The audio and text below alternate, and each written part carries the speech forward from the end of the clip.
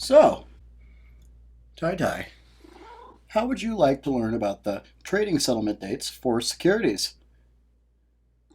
Okay, let's jump right in.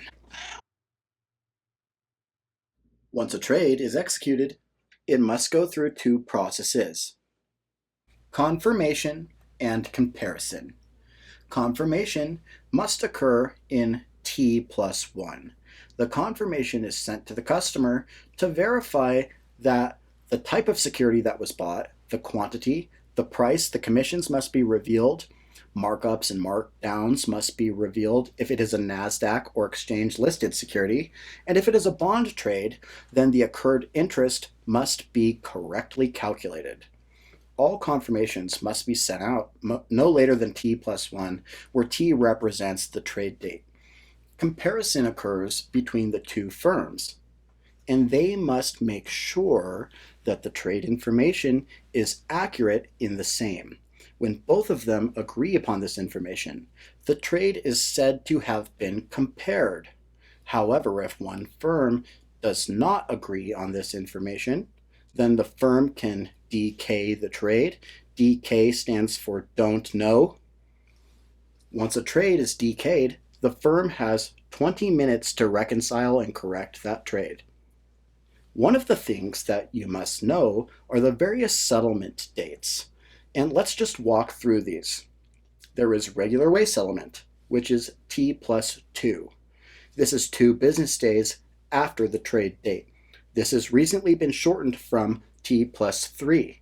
Regular way settlement applies to common stock, preferred stock, corporate stock, municipal bonds, notes, rights, and warrants.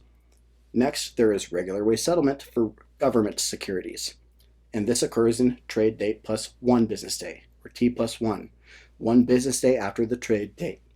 This applies to all government securities: T-bills, T-notes, T-bonds, Treasury inflation protection securities, and strips, which is the equivalent of the US government's version of zero coupon bonds.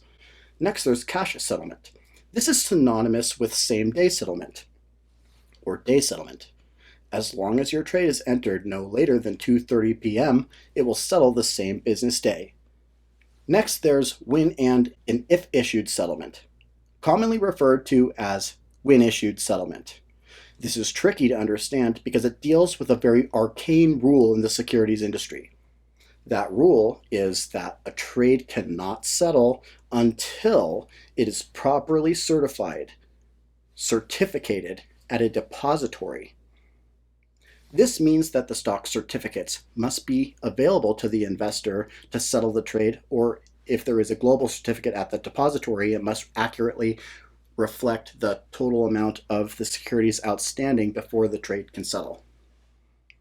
In when and if issued settlement, you will receive 2 confirmations. The first one will have no settlement date. That's because the security is not available to be settled. Once the security is properly certificated at the depository, that means that the certificates are available. The customer receives a second confirmation, this one with the settlement date on the transaction. Next, there's seller's option or buyer option settlement.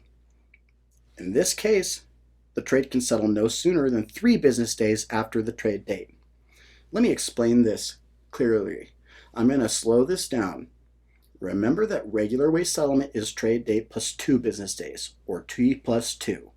If a trade does not settle by T+2, it is considered to be a failed trade, and brokerage firms are not happy with failed trades because they can cost the firm money. However, if someone does a transaction and they know that they will not be able to settle by a T+2, they can request seller's option or buyer's option, in which case the trade will settle on a designated date when the securities are available. In this case, the seller must give the buyer 1 business day prior notice before the delivery of the actual securities. There's another settlement that's affected by the change from T+3 to T+2, and this is options settlement, which is set by the OCC, the Options Clearing Corporation. When someone trades an option, this is buys or sells the call or put, or the option, that trade settles in T+1. no later than the next business day. However, when someone exercises a stock option, you leave the options market and enter the equities market. So settlement, when an option is exercised, is now T+2 because you have left the options market and entered the equities market.